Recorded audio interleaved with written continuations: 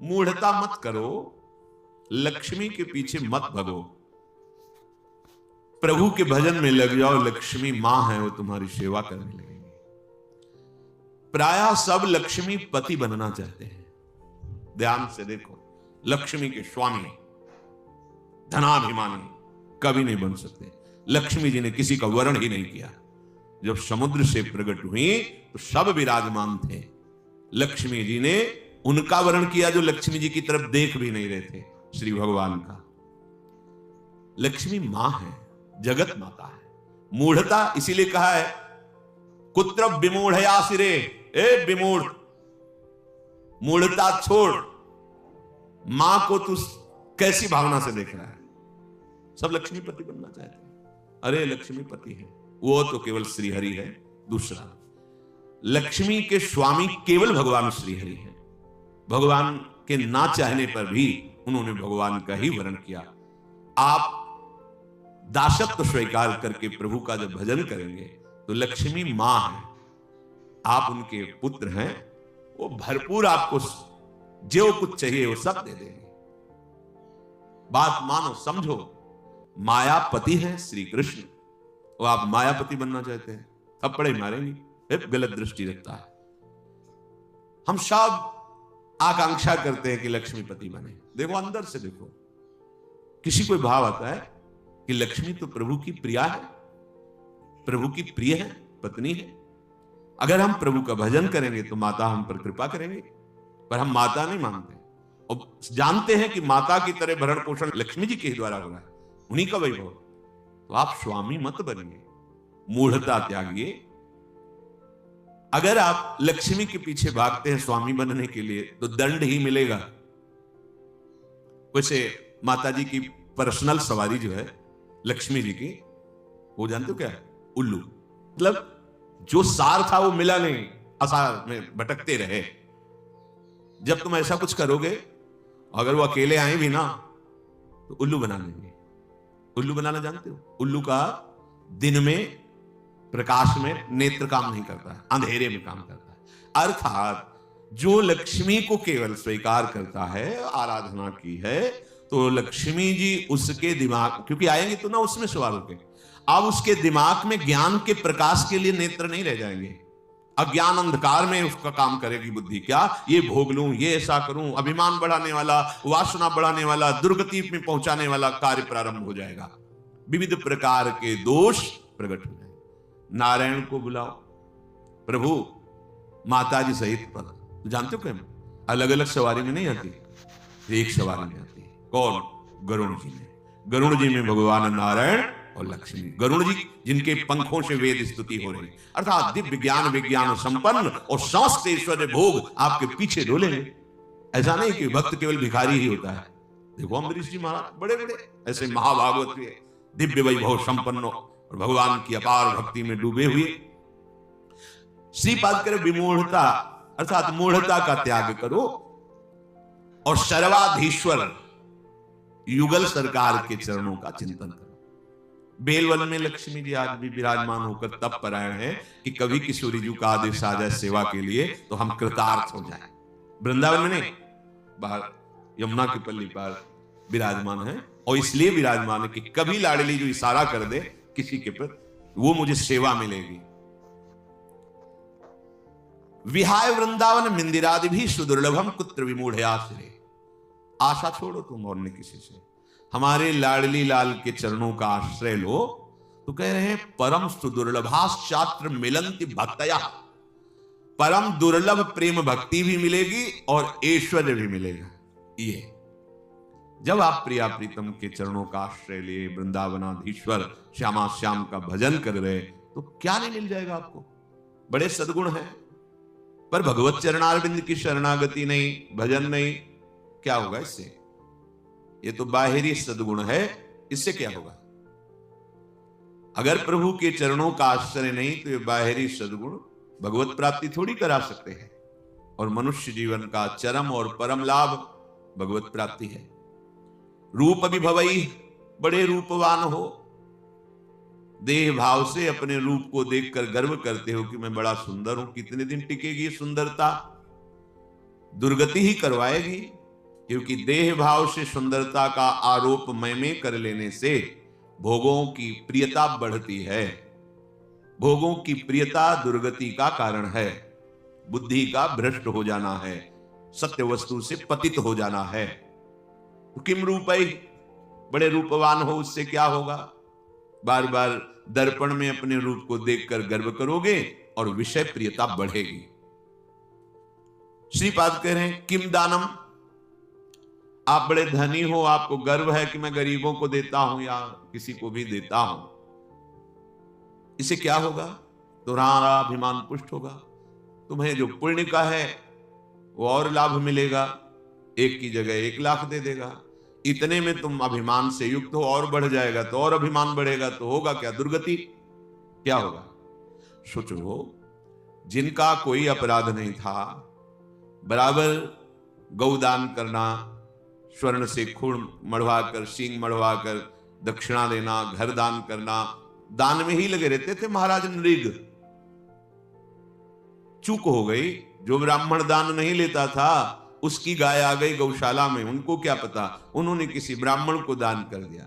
जिसने दान लिया वो लेके जा रहा था, जिसकी गाय थी वो कभी दान लेता नहीं था, उसने कहा ये तो गाय मेरी है। बोले नहीं, ये तो मेरी है क्योंकि अभी महाराज नृग ने दिया है, चलो महाराज के पास। वहां गए, उसने कहा महाराज आपने गाय हमें दी? हाँ दी। उसने कहा महाराज फिर ये गाय मेरी है, ये आपकी नहीं है, आप हमारी गाय वापस करें। तो उनका तुम्हें 1 करोड़ गाय देंगे। जो गाय का असली मालिक था उसे कहा इसको छोड़ दो तुम, क्योंकि हमने दान दे दिया। उसने कहा मैंने कभी दान ही नहीं लिया तो क्यों स्वीकार करूं, मुझे अपनी गाय चाहिए। जिसने दान लिया था उसने कहा बस मुझे तो यही गाय है, अगर ये नहीं दोगे तो। इतनी बात का ये दंड मिला कि द्वारिका के कुएं में वो गिरगिट बनकर पड़े थे, पर कृपा ये हुई कि अपराध था नहीं पूर्ण रूप से। वो राजा है, वो क्या गौ सेवक थोड़ी हो कि गौशाला में पहचानते हो कौन मेरी गाय कौन तेरी गाय। आ गई, दान कर दिया, तो फिर भगवान अपनी तरफ से हेतु की कृपा करके उनका कल्याण किया, पर बने गिरगिटी। विचार करके देखो, इतना बड़ा दान अगर भगवान हेतु की कृपा न करते तो क्या बने हुए पड़े थे। तो किम दानम, अहंकार करके कि मैंने इतना रुपया दान किया, इतनी वस्तु दी, वो आपको मुक्त नहीं कर सकता।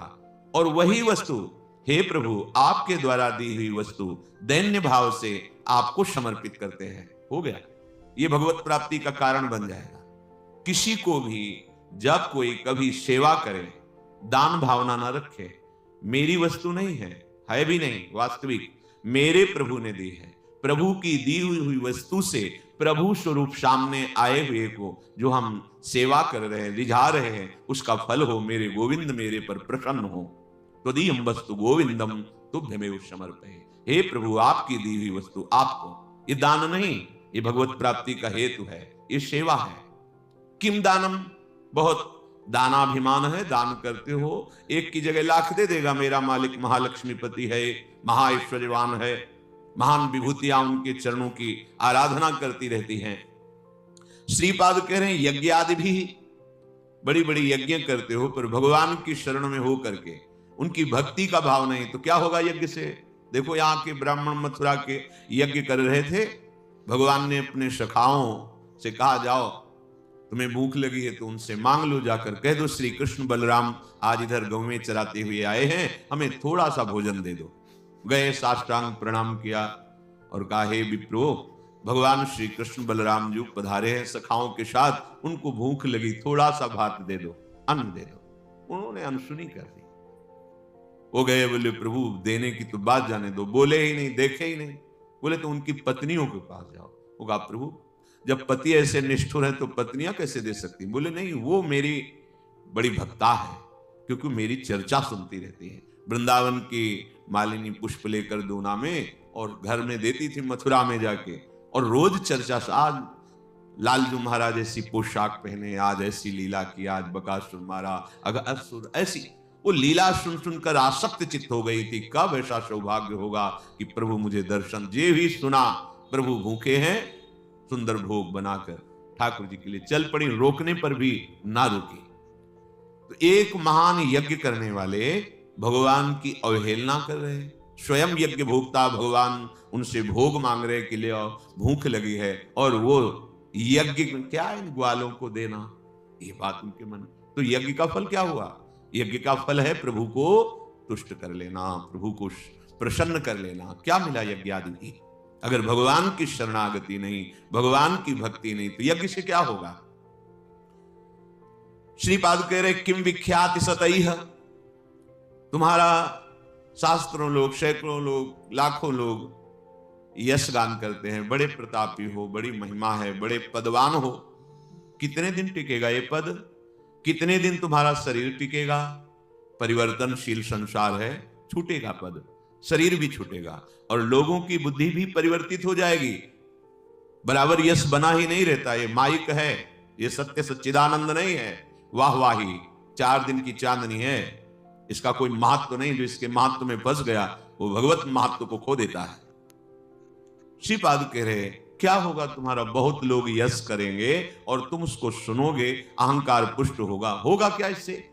श्रीपाद कह रहे किमुग्र तपस्या किम, बहुत तुमने उग्र तपस्या की और भगवान के चरणों की भक्ति नहीं, तो क्या? देखो हिरण्यकश्यप ने ऐसी उग्र तपस्या की कि ब्रह्मा जी को आश्चर्य हो गया।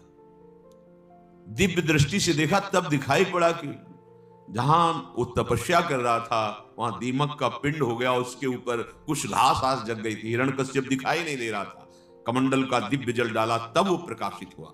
ऐसी उग्र तपस्या करने वाला भगवत विरोधी क्या हुआ? बड़े बड़े महर्षि जन तपस्या के द्वारा जिन प्रभु के चरणारविंद का दासत्व प्राप्त करना चाहते हैं, वो तपस्या सार्थक हुई। केवल तप का अभिमान बढ़ा तो ऐसी उग्र तपस्या से भी क्या?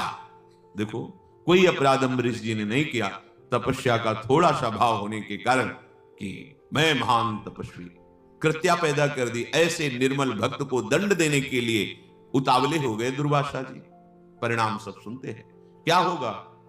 श्रीपाद कह रहे न्यास योगादि भी बहुत आपको ज्ञान है, करन्यास, ये न्यास योग, लेकिन प्रभु के चरणों में प्रेम नहीं तो क्या?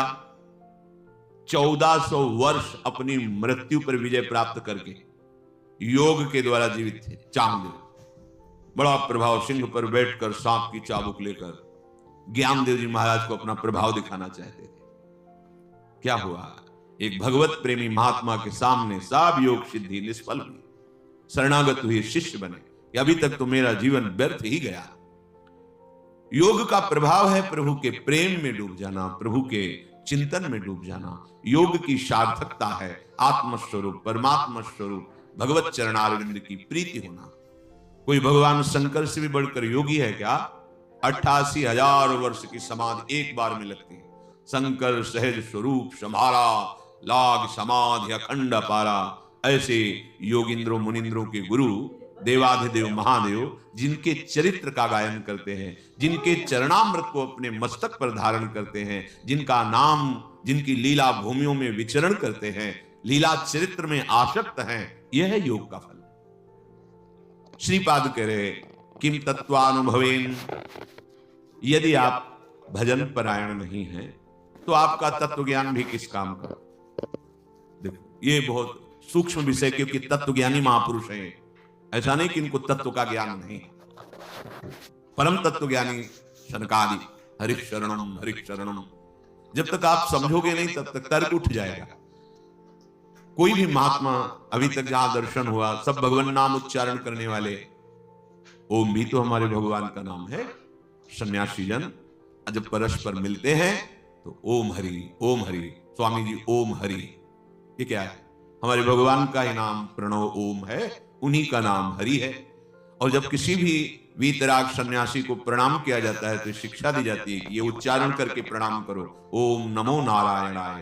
तो कहते हैं नारायणाय नारायणाय, भाव ये कि हे प्रणव स्वरूप नारायण हम आपको नमस्कार करते हैं। तो कहते हैं नारायणाय नारायणाय, अर्थात तुम भी नारायण ही हो, अपने स्वरूप को नहीं समझ रहे हो। नारायण नारायण नारायण, वो भी उच्चारण करते हैं, नाम उच्चारण।